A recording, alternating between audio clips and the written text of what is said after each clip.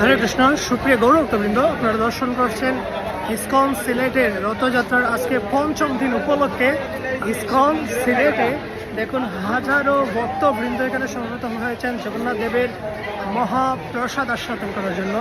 আপনারা যদি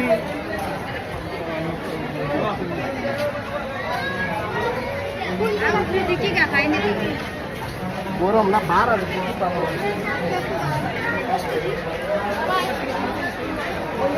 তো আপনারা যদি দর্শন করেন তো ইসকন সিলেটের আজকে দেখুন হাজারো ভক্তবৃন্দ সেই অপাকৃত প্রসাদ আস্বাদন করার জন্য সমবেত হয়েছেন ইসকন সিলেটের।